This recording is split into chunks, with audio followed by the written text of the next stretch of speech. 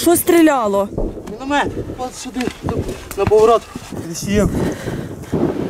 От ті камінці, це все воно. Там лише фундамент, але наша героїчна піхота продовжує утримувати це село.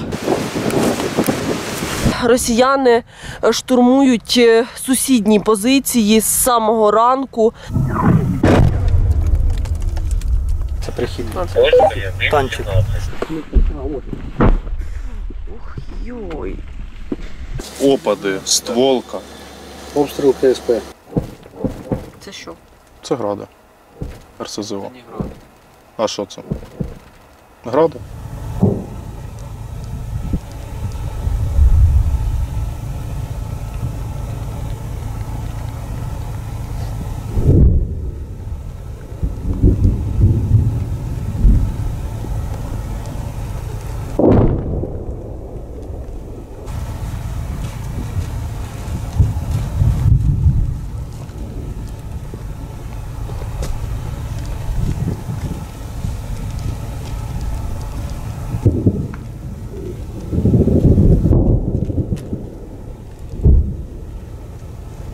А працює, працює. Нема де укриття вчасно знайти.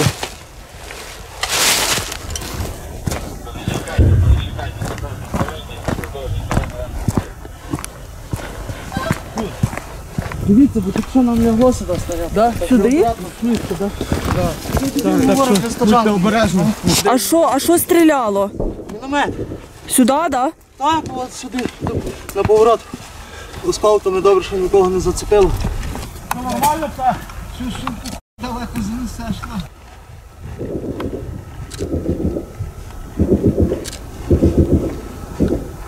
Ми зараз йдемо до бійців 93-ї бригади. Щойно зустріли їхніх суміжників, кажуть, що міномет працював.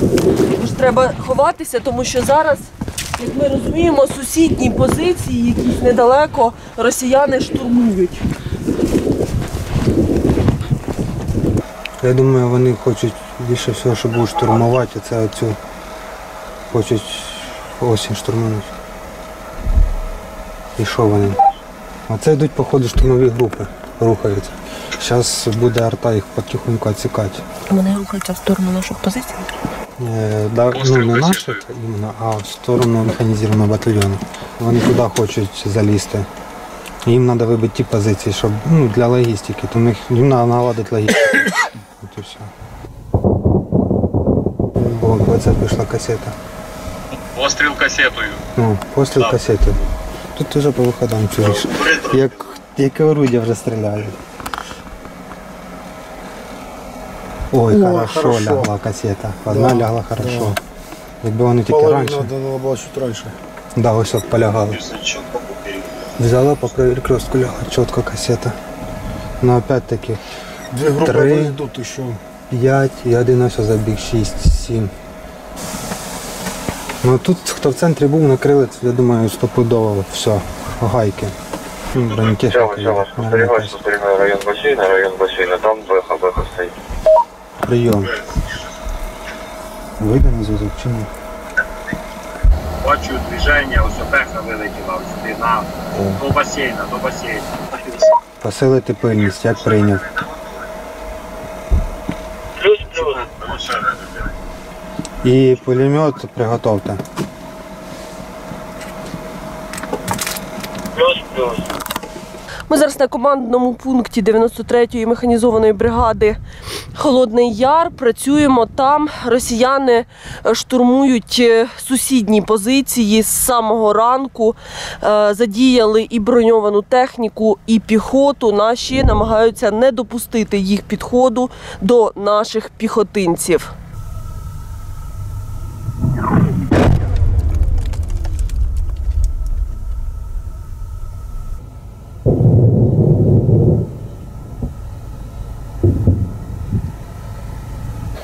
Вона стоїть просто, вона виїхала, вона стріляє. Куди вона стріляє? Причому не прицельно навіть. Да, вона не прицільно стріляє, просто в нікуди. І все, вона поїхала на обкат.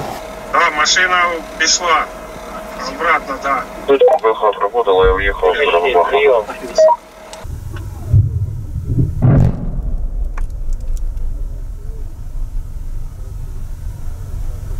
Що таке відбувається? Це дими кинули. Кинули дими, можливо для евакуації, можливо для штурму.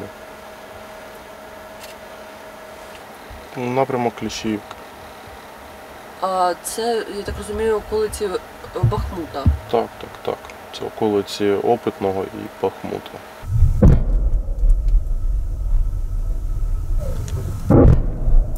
О, Це вихід, так?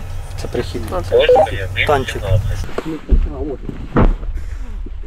Йой. Опади, стволка, напрямок Бахмут. Обстріл КСП. Ось це було максимально неприємно. Ти що поняв, це ось тільки що? Їбаш, лону диви. З дима де та хуяра. Ага. Так, а що стріляє у нас зараз? Це ворожа БМП. Та ні, я думаю, вона виїхала. Штурмовик.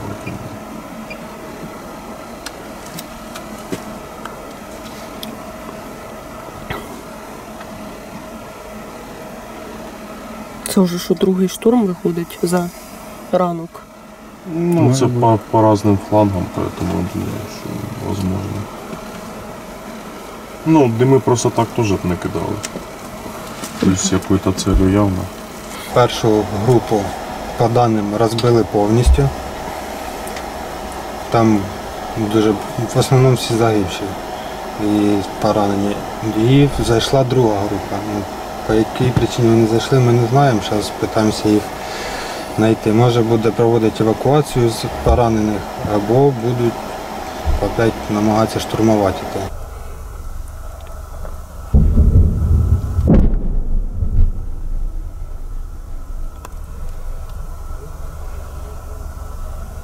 А що там таке? Ого, по нам їбаше беха. Що поняв, це ось тільки що? Їбаш, лону диви. З дима де та хуй.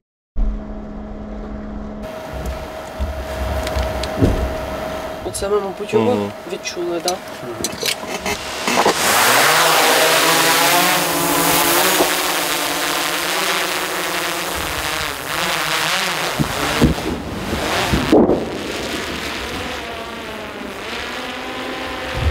Розбите село Ще він не Кліщіївка, дав на це, п'ятки з позиції. в якої були запеклі бої. Наведись, пожалуйста, на базу. Позалишалося дуже багато техніки ворога. Куди? Та й тіл теж також дуже багато залишилось. Ворог, коли відходив, знищував все повністю. Так, чуємо роботу, судячи з усього, броньованої техніки. Стріляє БМП. Діма, оце нам на що відкривається видно? Таке страшне зруйноване. От ті камінці. Це все воно.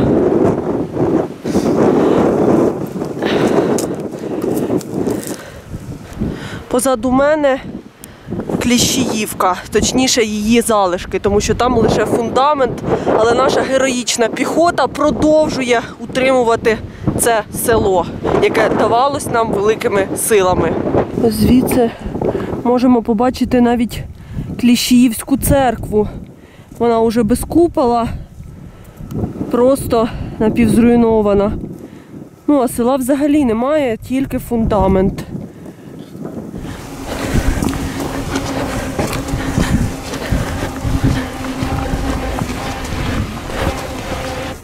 Було десь попадання, може десь стояв АГС і було десь попадання і це розірвало. На прийомі.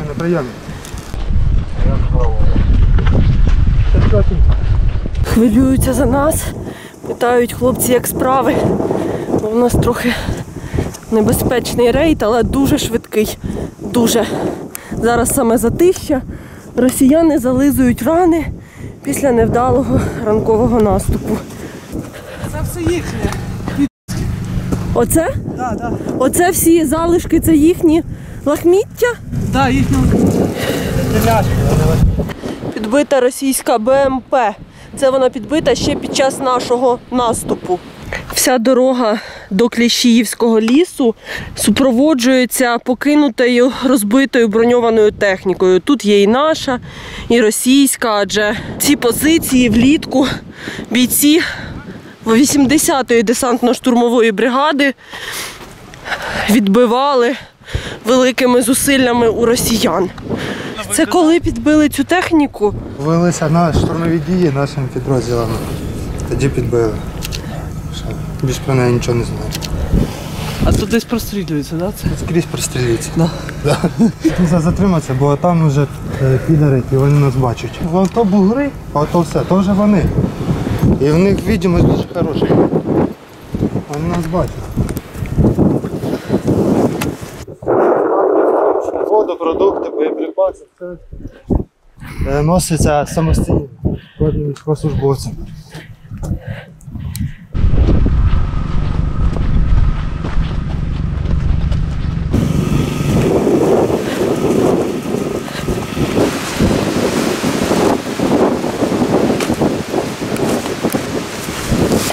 Це сьогодні ви почали чи розкажіть трошки?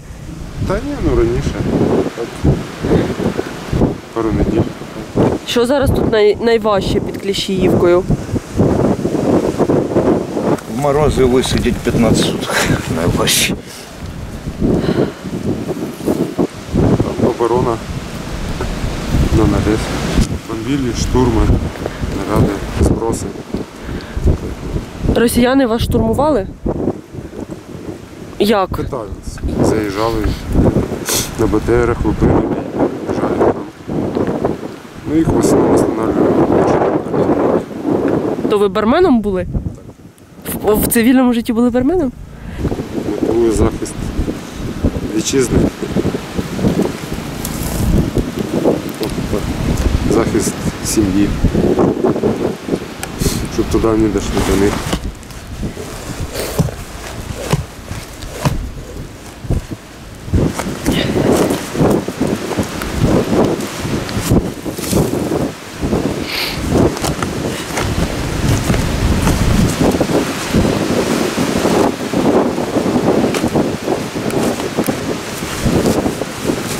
Контактних боїв в них не було, за цей місяць не зробили вони поки що жодного пострілу, тому що наша артилерія відсікає піхоту противника ще на підходах до їхніх позицій. Ну, наші вогневі засоби, які до нас придані, ми стараємося їх не підпускати до наших хлопців, щоб зберегти їхнє життя. І це при тому, що зараз росіяни штурмують. Да. Да. Ну, сьогодні, в принципі, всі бачили, ви теж бачили, як вони питалися зайти в дві штурмові групи, і наша артилерія спрацювала відмінно. Ні одна з груп не дійшла до заданих точок. Перша група була розбита ще на підході, навіть ще до своїх позицій вони не дійшли, вже були розбиті. Штурмують, щоб на даний момент, щоб вирівняти лінію свою і відкинути нас до залізничної дороги.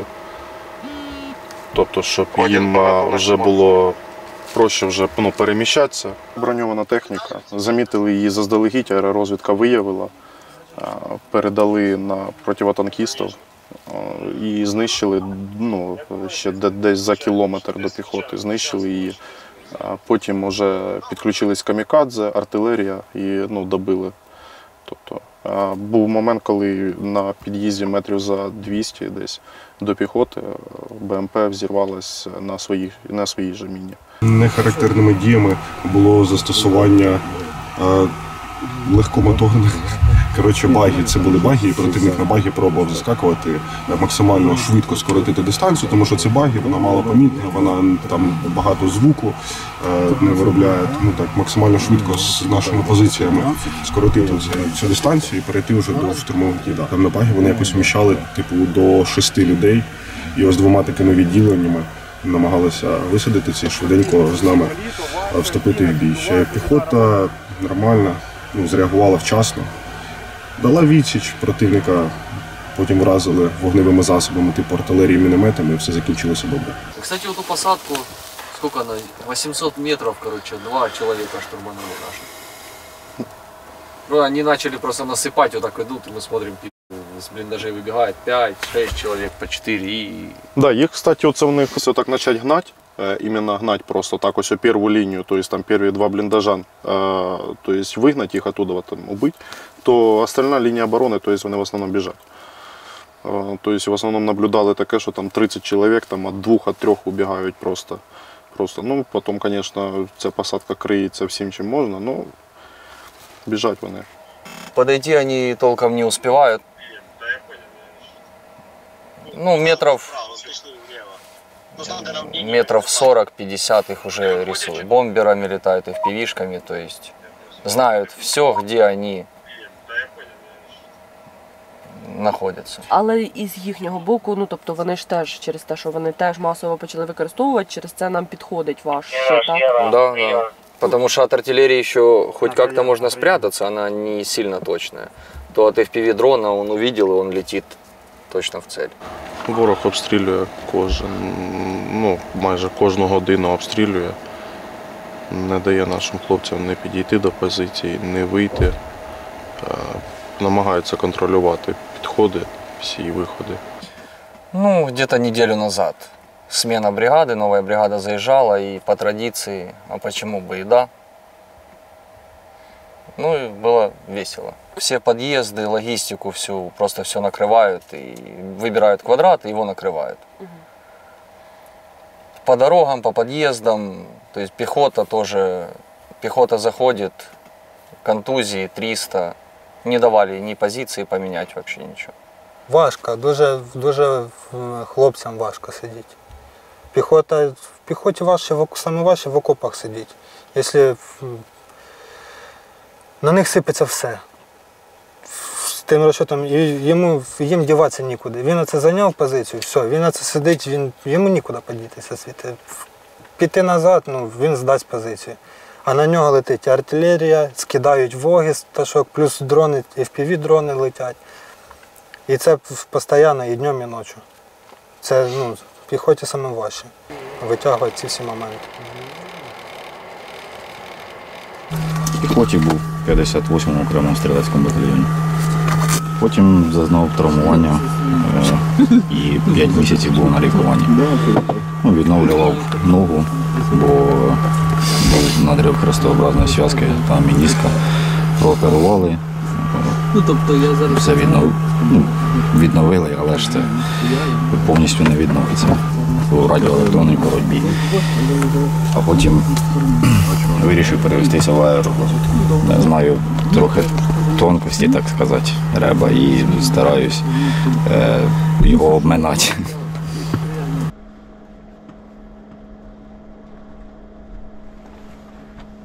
Бахмут теж ще спочатку був ще нічого. Нормально. Ми відстояли перший заход саме наш, ми відстояли дуже нормально на позиціях. У нас по позиціям не було ні втрат, нічого, все було нормально. А нас потім поміняли і все, і почалося здача Бахмута по повній програмі. І потім вже стало важче набагато. Потім вже можна сказати, що з кожним місяцем війна йшла вже вперед. Кожен місяць вже щось нове було. Якщо взяти навіть зараз, і був, що Бахмут був, то зараз вже не сравниться ні з чим. Бахмут, звісно, тоді вже був. Це таке було, так сказати, цвіточки. Через місяць, мабуть, через це місце можна було сказати, що тут були цвіточки, а зараз вже почнуться ягодки. Що? Ви так думаєте? Думаєте, що зараз не найскладніше? Я думаю, ще ні. Я думаю, буде ще важче. В Сумах було проще, набагато проще воювати. Там дуже місцеві нам допомагали, дуже сильно. Не тільки вплоть до того, що кормили нас.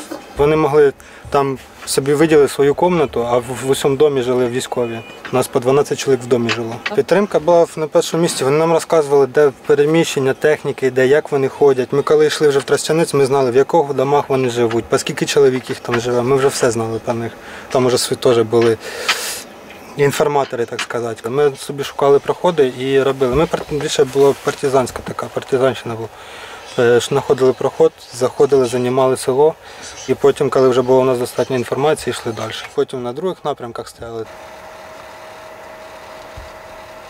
Що ми бачимо зараз? Це евакуація нашого загиблого побратима.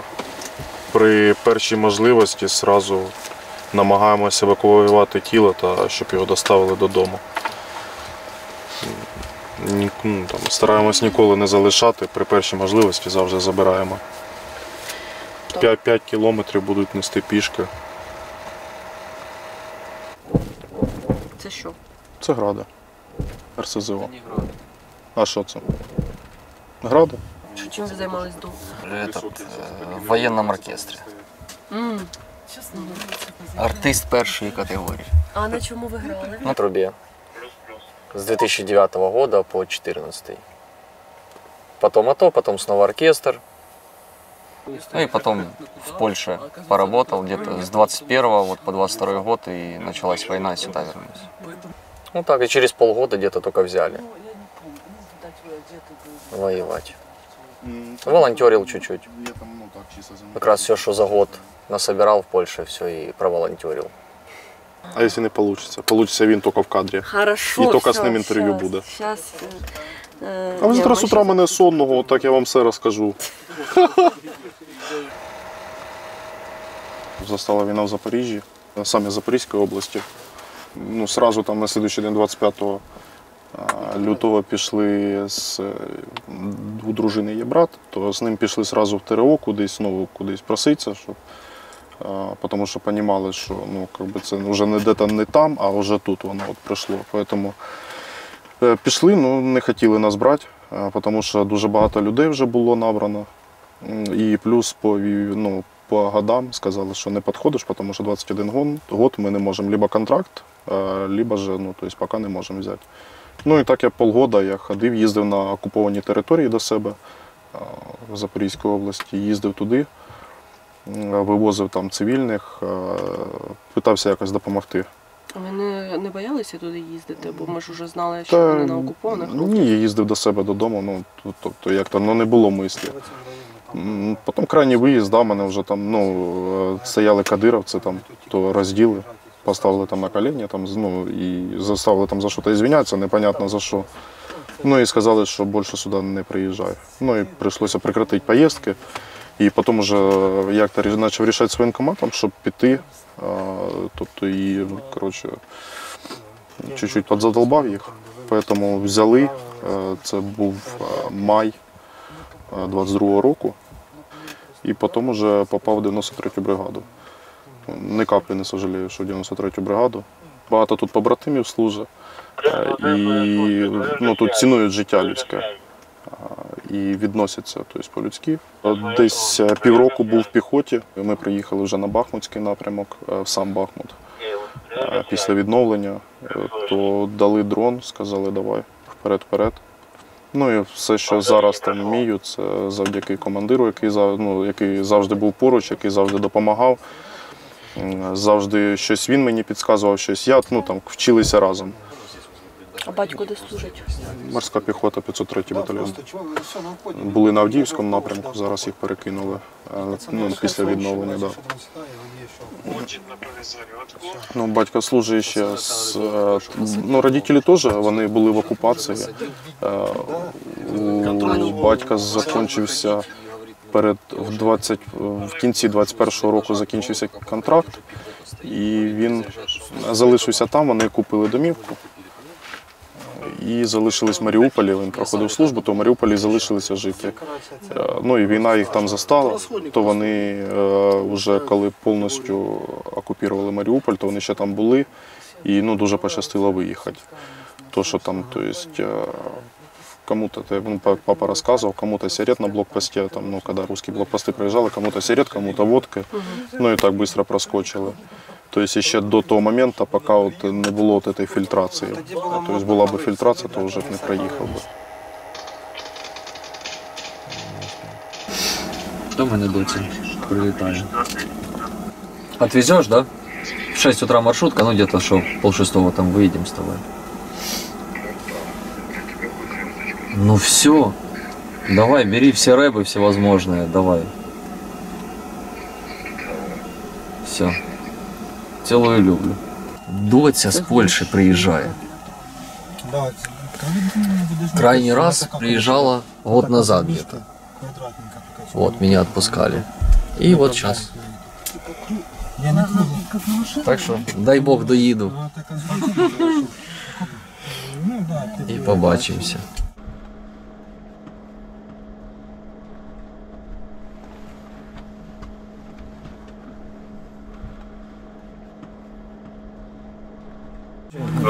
У мене мало літає.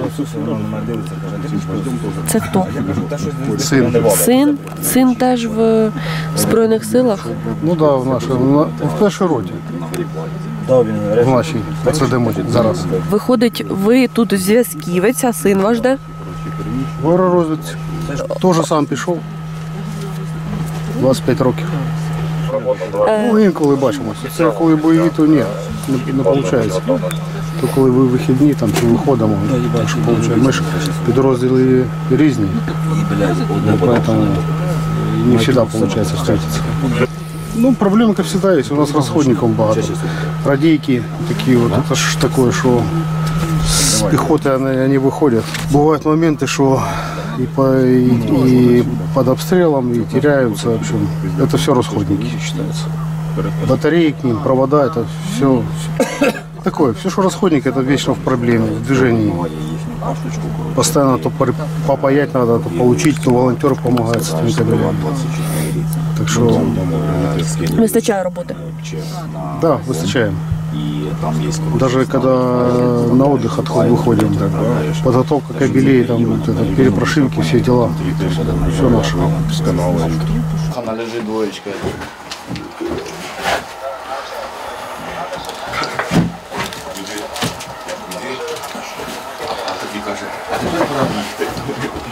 Ми їдемо зараз на позицію зараз. Да, третій раз вже виходжу. Як давно там були? 4 дні тому. Артилерія в основному працює. Питаються штурмувати нас. Ми відбиваємо їхні атаки. Укріплюємо свої позиції. У них теж позиції відбиваємо. Ну, ми ж там не одні, там ж і сусідні, там підрозділи теж допомагають. В общем, поки все нормально. В нашу сторону. Получается, ты там даже из блиндажа выйти не можешь, потому что там и дроны летают, и прилеты, и с танка, и минометы. Мы если видим, то мы как бы передаем по рации, как бы те, кто на дронах, и они как бы отслеживают, и уже идет огонь по ним. То наши как бы дали им отпор, что отогнали их где-то на километр, на 2, как бы уже не так. Ага. До этого там было очень горячо. Так, на каче є? Так. Ну, пішла за авто. Давайте перейдем рюкзак, переложим быстрее. А? Все, закрывайте. Руки. Никуда не денется. Да. Поехали. Все, готовы, поехали.